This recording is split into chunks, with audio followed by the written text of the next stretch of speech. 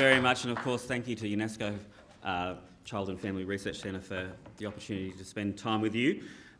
John Canavan Skyped me a couple of months ago and asked me to come along. He said, if for no other reason, you'll be escaping the Australian winter to be with us in Galway, where it's going to be balmy. Well, it's 17 degrees in Melbourne today. I think we're at 10 degrees here, but it is a beautiful location, and I really thank John and others for the opportunity to be here. Now, yesterday, Shane obviously spoke about addiction, and after spending some time last night thinking about it, I thought, well, actually, this is a room of warm, welcoming people. I feel somewhat safe in being able to share with you one of my addictions. I'm a recovering youth worker and a group work addict. And so what I thought I might do is actually start with a quick little energiser, something that we often do with children and young people. Because kids tell us that when you're working with them, you need to have some focus. You need to engage them in something that's fun. So this is a little quick exercise. What I want you to do is to find a pair, someone sitting next to you, hopefully. All right. And very quickly, what I want you to do is to find someone, everybody. We all belong. Belonging's so important. It's important that we belong here. All right. What I want you to do is put your left palm out like so and your right index finger up like so. All right, everyone's done that? Left palm out. Right index finger up. Okay, what I want you to do is to place your finger in your partner's palm. In your partner's palm, not your own palm. All right, and on the count of three, what you need to do is to try and capture your partner's finger while escaping it. So, wait for it! Oh my goodness. All right, so 3, 2, 1, go. All right, that was a practice run. All right, 3, 2, 1. All right, now I don't want to get criticised as being left-handed. So swap over, right palm out, left finger up. Last one, 3, 2, 1, go.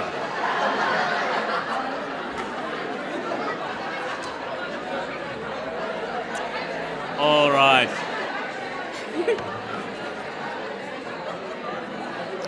I think one of the things that I learned quite early on in the piece is that it's important to have really clear instructions.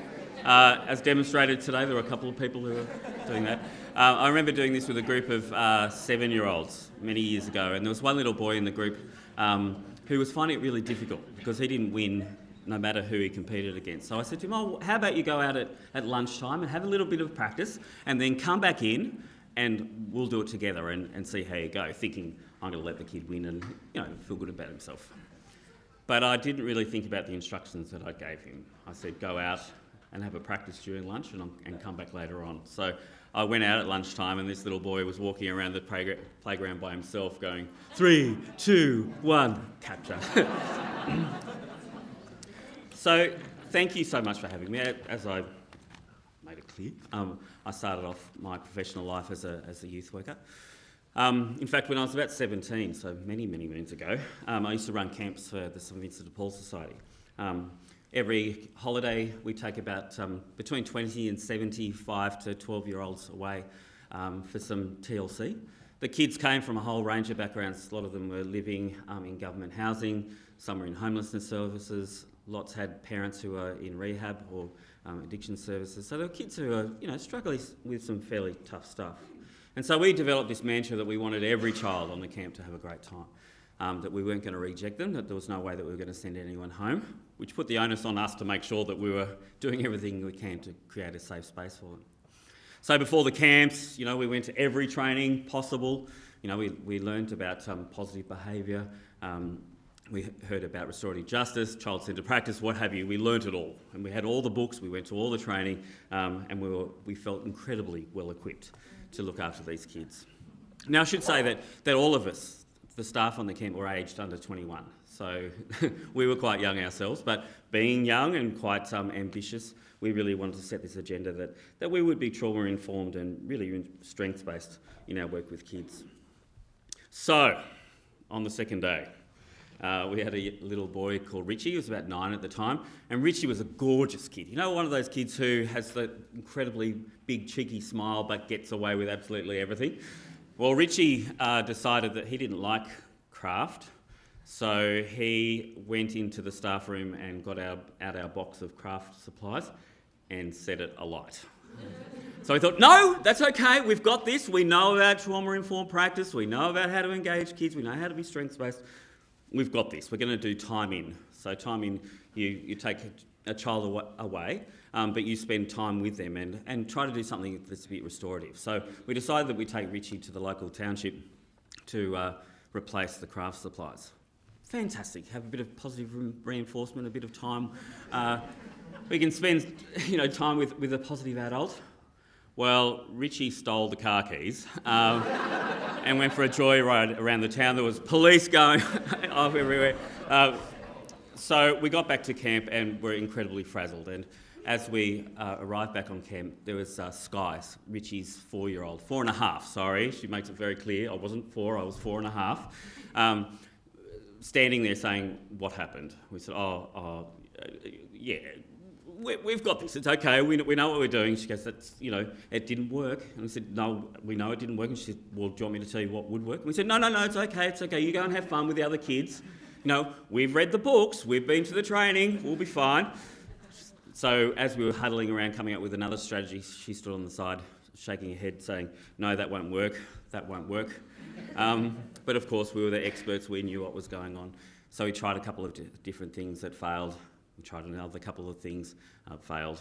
And Sky eventually came up and tugged me on the sleeve and said, Tim, if you're ever going to last in this game, you're going to have to start listening to kids. So it's kind of interesting because Sky was able to, teach us how to best work with her brother Richie, to work out what was going on and what he needed. Sky helped us understand that Richie had been let down by lots of adults in the past and would lash out to see whether they'd hang in. He needed reassurance and some clear boundaries. He needed to have control and lots of choices. So Sky was able to tell this stuff because she lived with Richie. She understood him in a way that we would never appreciate. She'd watched and listened and had critiqued so many other adults and had a keen sense of what works and what doesn't. Sky's advice was the best I'd ever been given. You'll only last if you start listening to kids. So for the past 22 years, I've really tried to listen and learn as much as possible as I can from children and young people, and I'm really delighted to have lasted this long to be able to share some of my reflections with you today. So that's Sky there. Oh, she's been cut off on the side, but Sky's now a mum. She still looks after her older brother Richie, who's still got a number of challenges in his life, and she actually went back as a volunteer for that program because she said it had such an influence on her life and that she wanted adults, the oldies as we were called, to know what it was like to be a kid on the camp. So she's been an integral part of that. So I wish that I could have brought Sky with me because she was the one that taught me so much, and in some ways I feel like a fraud because young people are the real experts, and sometimes we as adults are the ones that benefit as a result, but I'm here and I'm okay with it. So hopefully we'll be able to learn on this journey together. So I've chosen to call my presentation today From Listening to Acting, Collaborating with Children and Young People to Foster Change. I decided I didn't want to use the term participation. I wasn't going to refer to the Convention of the Rights of the Child or promote children's voices, because I think these terms and tools are imbued with adult devised ideas about what involving children and young people looks like and feels like, without thinking about what's important to children themselves. As mentioned, I've been really fortunate over the last 17 years to work on about 25 programs with children and young people directly, and probably about 40 with workers and adults working with children, and I've been able to talk to about 4,500 kids over that time, most of whom have been involved in the family support, child welfare, child protection, disability, juvenile justice and out-of-home care systems. In each of these studies, children and young people have told us that they want what they want and need for change in their circumstances, for themselves, for their families and for their communities. They've had varying degrees of confidence in adults, but think that better outcomes can be achieved when adults and organisations work together with children and young people to find solutions. Now, throughout my presentation today, I'm going to share with you some tools that we've developed with children and young people. I hate being that academic that says refer to my work or refer to this paper or what have you, but we're quite proud of a toolkit that we developed some years ago with about 70 practice tools with kids, little games and activities that you can do with them to talk about tough stuff, and I'll leave the link to the Kids Central toolkit a little bit later on. The Kids Central Toolkit was developed for homelessness services. At the time when we developed it, there weren't kids workers. In fact, there was quite a lot of ambivalence at the time about actually working with children because it felt that was restricting parents' authority and the like. But as a result of our research and some advocacy that we did, we actually were able to change our system, and kids were seen as clients in their own right. And workers went, that's fantastic, but how the hell do we do it? So we developed those resources. Now this is one that really tries to help children and young people think about goals and how well they're going in regards to achieving their goals. But we also use it with kids to think about the journey that we as workers might take with them as well. At the start of our time together, kids talk about where they are now. For some it might be the foot of the mountain, for others it might be halfway up. We put in some rest stops and some mini goals, sharing that even mountaineers on Everest will often take multiple attempts before reaching the summit, and that each attempt, which gets them a little closer, should be celebrated. Now I've marked on this tool today that the journey towards seeing kids as allies, because I'm sure many of you were around in the dark days where kids weren't necessarily seen or heard. We've kind of come some way, I think, over the time to move from a place where kids aren't seen and heard to where they're seen a little bit and heard a little bit more. But I'd be arguing that we haven't got fully to that top where children are allies and collaborators. I suppose that really came home for me a couple of months ago. I'm involved in a study at the moment looking at family and domestic violence and how young people experience safety during that time. As part of the study, we talked to mums and dads and to workers and also to young people. A few months back I got the delight of interviewing a young woman called Cassie, who's 15. Before we interviewed Cassie, we interviewed her mum and her dad about their experiences. And it was quite interesting. Dad was a bit surprised that he was involved in the study because family violence wasn't something that he thought was an issue for his family. When we asked him about what he wanted from the system, he said that we needed to change the system because it's anti-men and that men are getting a hard time all the time, and that most of our social workers and most people working with families are anti-men and don't give men a go. He said that yes, sometimes he used drugs, and yes, sometimes he and his wife would bicker, but that his kids weren't affected by that because when they used, it was outside in the shed, and when they fought, it was when kids were at school. Cassie's mum also talked about the family's issues and reported that, again, the kids were unaffected. She felt that sometimes they might miss out on things because the family didn't have money when she and her partner were using, but that she worked hard to ensure that this was never harmful. Cassie's story was a little bit different. So what we did was we started by talking to Cassie about what does actually safety mean to you? What does it feel like? How do you experience it? And then we asked her to think back on her life and identify times when she felt most safe. And she said she really struggled with that question because for her, since she was about 5, she said she had never felt safe, that things were going on in her family that made her feel really anxious. And for her, a lack of safety was not just an absence of violence or an absence of drug use or what have you. Safety for her was feeling okay, feeling like she had control over her life, feeling that she didn't have to watch out for things, that she wasn't going to be affected in those ways. So we spent some time with Cassie developing her life map, and I apologise, it's sort of got a little bit skewy from this version of PowerPoint. But basically what we wanted to do was to track her life with the x-axis plotting her age and the y-axis her sense of safety. So, as she said, when she was about 5, things were pretty good. She had a mum and a dad, and the family sort of hung out together. They went to the park. They enjoyed each other's company. But when she was 5, her dad then died of cancer, and mum really didn't cope. She met a new man who Cassie now calls Dad, or Dad 2, who'd also gone through a whole lot of stuff in his life. And the way that Mum and new Dad coped with it was to start drinking quite heavily and then later turning to drugs. She told me that was their way of coping. When her parents were using, Cass recalls that they started to become violent, particularly on days when the drugs had run out and when they were coming down. From the age of about 9, Cass started to pick up responsibility for looking after her younger brothers and for keeping them shielded from their parents' drug use and their violence. She knew on which days her parents used, which days they would be pretty docile, which days they would start coming down, which days they'd become violent. She organised her whole week around each of these days, cooking and supervising her brothers when they were off their faces and taking them to their grandmothers when they were unsafe. When Cass was about 11, her grandmother, in her words, gave up on her family. For years, Grandma had tried to get them into rehab, get her parents into rehab, and to take ownership over the fact that they were neglecting their kids, and she could no longer do it. She said that she loved her grandkids, but felt that she was propping their parents up, something that she believed discouraged them from getting help. So from about 11, Cass was totally alone, and it was about then that things became even more and more dangerous. Cass's stepfather would often become quite vicious, and he started taking their anger out on his kids.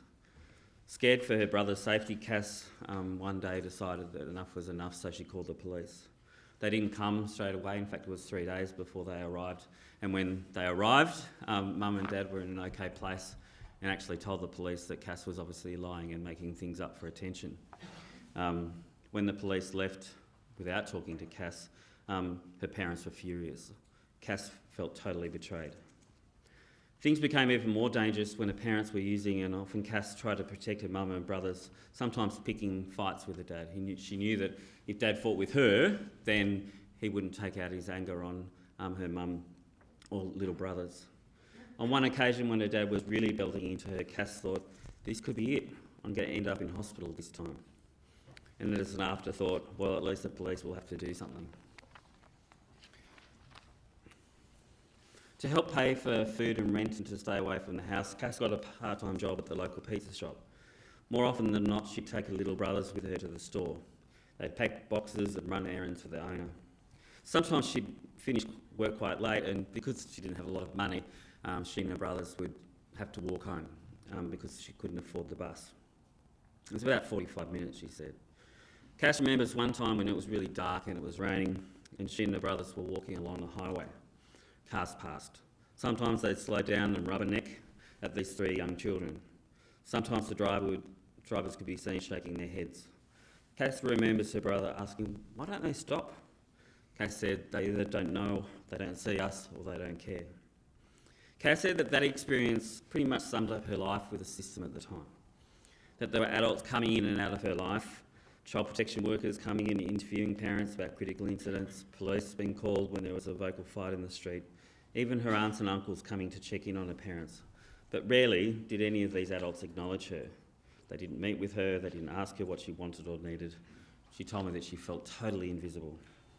When I asked Cass what she would do if she was in charge of the system, she said that she would make sure that no child felt invisible, and that she'd make sure that every child had at least one person who was there for them and work with them to find solutions to their family's problems. Now, I want to share that part of Cassie's story because I think it highlights some things that I've learned with children and young people and some of the myths about children and young people and their agency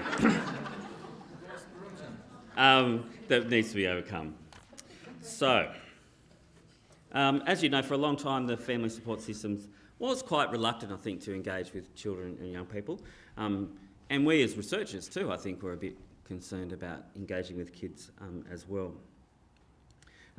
We were afraid that asking kids about their lives might be distressing or triggering.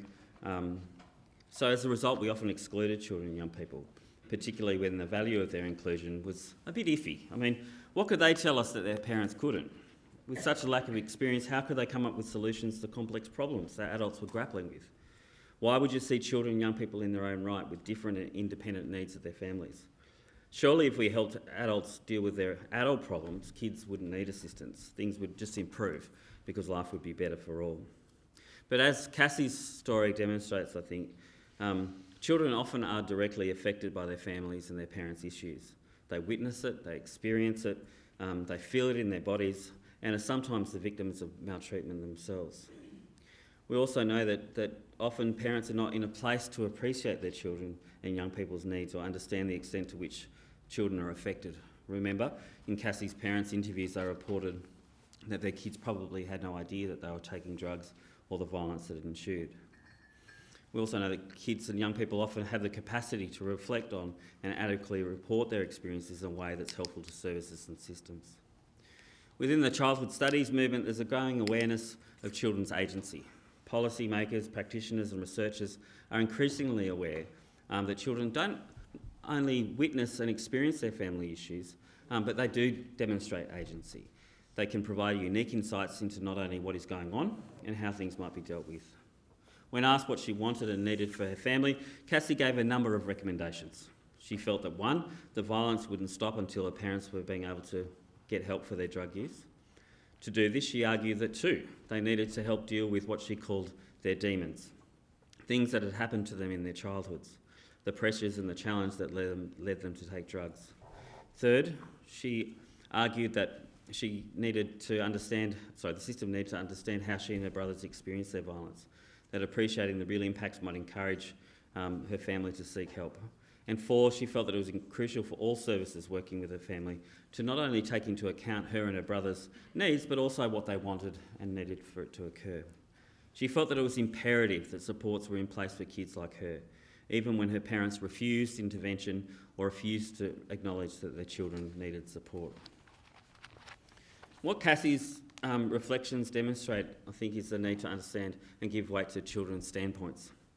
The idea that children have a standpoint, which is different to that of adults, has been argued by childhood theorists who draw from feminist standpoint theory. Feminist standpoint theory suggests a few things. I've got them up there. That social groups within which we are located powerfully shape what we experience and know, as well as how we understand and communicate with ourselves, others, and the world. They argue that depending on who we are, where we come from, and our backgrounds, influence the position that we hold in society. Standpoint theorists emphasise the importance of social location because they're convinced that people at the top of the societal hierarchy are the ones who are privileged. The ones at the top of the social hierarchy are the ones privileged to define what it means to be something in a given culture. They argue that people who are at the bottom of that same hierarchy can reflect not only on what it's like to be underprivileged, but also what it's like not to be privileged. And ultimately, one of the best ways to discover how the world works is to start from the standpoint of the margins. So what does that mean in regards to research and service delivery? Well, it means that we can ask Cassie not only what it's like to be in a family affected by violence, but also what it's like to be a child in a family, in a system and within a community where children don't have the same power as adults and where the challenges they face are compounded by this structural inequality. For example, Cassie and other young people in our project reflected that children and young people are often affected by violence because of the fact that they are children. They recognised that because they were dependent on their parents, they had little control over what they could or couldn't do. Kids told us that unlike adults, kids are really forced to stay in unsafe situations because they had no other choice and because they're dependent on their families in such a way. They also reflected that adults and service providers rarely sought their views or opinions or gave weight to their perspectives. That even when services saw them as clients, every interaction they had from services was limited by what their parents allowed them to do or say and by what adults in those services agreed for them to do. They reflected that they rarely had opportunities to demand their needs. As observers of adults and adult interactions, Cassie and her peers could also provide an account of what was actually going on in their families. They can identify when things are more dangerous than others, could reflect on the issues that coalesced around their parents' drug use and violence, those demons, and on the reluctance of adults to step in when they realised that children were being harmed. She, like Skye, could assess the value of what services and supports were being provided and, when things didn't work out, what impacts that had on her and her family. So for kids, there's a whole lot of reasons why they want to be involved, and researchers and youth workers have also been highlighting for some time some of the benefits that participation or collaboration in this case can have. So in 2013, Jerry Lansdowne pulled together this model which he calls protection through participation and really flags that there are a whole range of benefits for children and young people, that they can improve their capacity to protect themselves, that they have greater appreciation of their rights to protection and improve confidence and self-esteem. It's not a bad little list. Except I'd probably argue that when we focus just on the benefits for children and young people, we probably don't recognise some of the real benefits for us as well. I think that's one of the issues with the Convention of the Rights of the Child, and others is that it's all about what we're doing to and with children and young people, rather than saying, well, what does that mean for us? There's been some really lovely studies that show that people who engage with children in this way actually have improved health and wellbeing, that they feel like they're contributing to their communities and supporting kids at the same time. Kids can give us fresh insights. They can tell us things that we'd never think of because, as one child said, you're just not a kid. They can help us understand what's going on in their families. They can really ensure that the services that we're providing to them meet their needs. And we know that when services are developed in partnership with end users, they are often more effective and people feel more engaged. And when service users know that others have been involved in developing practices, they're more likely to be involved and to feel more positive about that. Happy clients often means that we have happier workers, which means that we have happier managers, means that we often have happier service providers and the like, because we're actually doing something that's meaningful and that people are wanting to be engaged with. Oops. So, what makes good collaboration? A couple of people have already spoken over the conference about children and young people's reference groups, and I've been really delighted or really excited to spend time with children and young people in these groups to really give us a sense as to what research and what practice can actually mean for them and how to best do it. I think when I first started developing reference groups, which was really in my old practice days, I was sort of thinking, oh, this is the right thing to do, this is a nice thing to do, it's something that I need to do to tick a box or what have you. But I have to say that over time, the insights that children and young people have given us in those groups have been significant. Although we went into those groups thinking that we'd just get them to sign off on our approach, children and young people have always provided us frank and fearless advice. They've not been hesitant to call us lame, boring, out of touch, and to really grill us when things aren't right. So I've tried to... it's up there. There we go. So I've summarised some of the things that children and young people can do in these reference groups. Again, I don't want to necessarily just say this is the only approach, but we've tried to describe it in a couple of papers, and I'm happy to send those through to you. But in summary, kids in those groups, young people in those groups have been able to help us look at, well, what are we actually wanting to explore. Kids are able to also challenge us about the way that we see them, the way that we interact with them. When empowered, they can tell us, they can call us out when we're being patronising, when we're being dismissive, or when we, as adults, just ain't woke, quote unquote. Now, we've generally used reference groups in our projects rather than co-researchers, and that's been the guidance of young people themselves. So most of the research that we've been done has been on fairly tough stuff, and children and young people have said it's really important that the person who's sitting with a child, particularly when things are tough, are able to cope with what they're telling them and to help them and reassure them and support them to tell their stories. And it's not to say that children and young people can't be researchers and have those conversations with kids, but children are really quite aware that sometimes there's limitations to what they can and can't do, and that actually sometimes they're not that interested. You know, they're more interested in reading what other kids have said rather than asking themselves. What kids have experienced, said one young man, can be full on, and I don't think that it's okay for someone who doesn't have who might not cope asking questions or who might end up saying the wrong thing. Although Mary Kellett and others have advocated for child research, our youth advisors have given us permission to take the lead as long as they have shared control over what's done and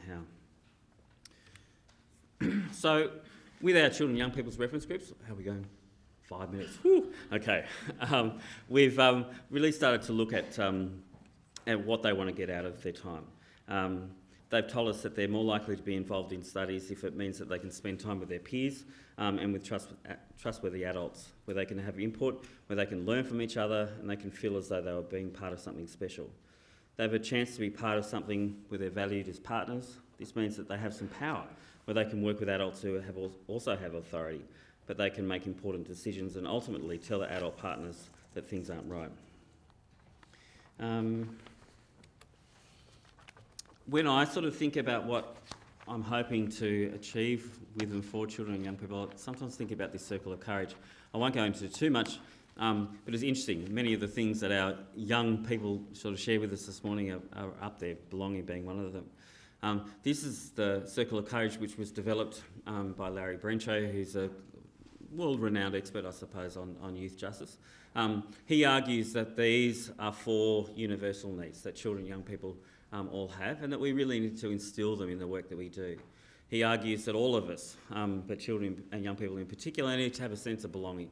They need to feel as if they are part of something where their involvement, where their connections with others enables them to grow and to develop. He also argues that every young person needs to feel as if they're masterful, that they have skills that are not only high quality, but ones that are going to be recognised by the world around them. He argues that kids need to have some independence. They need to feel like they've got some choices and some control over their lives, that people are asking them what they want and what they need. And we're adults in particular, but communities more broadly, are accountable to children and young people as well.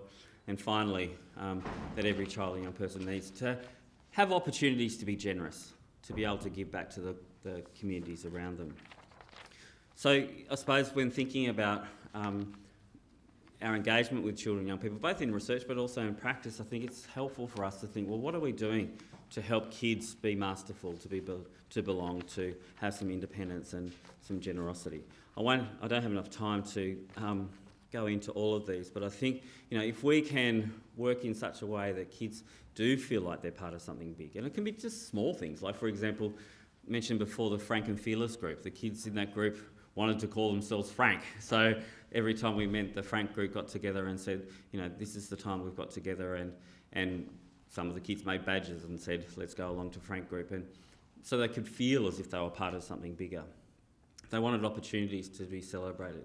Children and young people have said to us that they think it's important that young people come along with us when we present, that they want to have some acknowledgement for the contribution that they've made, that they want to be generous, that they want to look after each other, and we've tried again to build that into our work. Also, they want to have connections with allies, adults who are there with them along this journey, adults who are available, who care about kids, who act like adults in a good way. I won't go into that now, but kids wanted adults who would do what they said they would do. Now I'm just looking, I think I'm going to get 2 minutes, so kids have told us that as adults we've got choices. We can either connect with kids or be scared of kids, but ultimately they wanted us to be able to be with kids, particularly when times are tough. Kids told us that sometimes it's really hard for them to connect with adults, that sometimes that they've been let down by multiple adults in the past, and that you really need to hang in there to ensure that the child does feel safe with you, and that it's only when they've got that connection, it's only when they feel like they can trust you that they're going to be able to share things about their lives. Obviously, research is about asking children and young people about their opinions, but they say that as well as asking them, we need to inform them about what's going on in their lives as well. We need to let them know how their involvement will change things. They need to know what other children and young people are saying, and most importantly, what we as adults are going to do as a result. Kids told us that it's really important for us to be able to sit with children who are in pain. They said that the things you're going to be talking to us about are things that can be unsettling, but that shouldn't be an excuse not to talk to us. It just means that you have to be ready to listen to us, because just talking to people takes a big load off your chest, like a huge weight is lifted off you. So there does need to be more people, because it's hard to talk to people. You've got to trust them a lot. There are not many people that I can trust, that I can tell. I won't go into it more, but children have told us to be creative, to think about how we talk to kids and use some of the things around them that they feel comfortable with. This is from a study I did on homelessness, where a child said that he didn't want to talk to me, but his his monkey did. So for 45 minutes I talked to his monkey and asked him how monkey was experiencing homelessness, what his monkey thought he might need, and the like. let's not go there, let's go straight to the edge. So obviously the key thing that children and young people have argued is important for them in their time with us as collaborators is for things to change. I'm a big fan of people like Hart and others who've talked about participation and said that, children need to have great investment in these processes, but children and young people have told us that really for their work to be meaningful and for it to be something that they want to be involved in, that it has to have that change focus. I've got the wrap-up time now, so I'll say to you that the children and young people have often told us that change has to be something that they can experience as well. But they also want to feel as if the change is something that you experience too. So the question that I sometimes ask is, well, how have I changed as a result of my time with kids? What have I benefited? How's the world sort of changed in the way that I think about it and the way that I react to it? In this little tool that we use with kids where we ask them if they're in charge for a day, they say that I'd make it compulsory that young adults get a say in how this stuff is dealt with. We know what's happening and like what should happen, and they should talk to us about it when it is happening. Others said I'd make sure that adults were doing this stuff right. If you do the wrong thing, you can really affect the kid, make it worse, like they don't trust anyone anymore. I'd make sure that the people talking to kids know how hard it is to talk about some of this. Tell them that most adults are doing pretty well, but some have to change. I'd make sure that if you're going to ask kids about this stuff, that there's a point and that you're going to fight to make sure things get better. I'm sick of being let down. Finally, and probably most importantly, I give everyone who works with a kid a bonus because they're lifesavers and they kick ass. Thank them for us. So I'll close by saying thank you for all of you for what you contribute to children and young people. And thank you for today.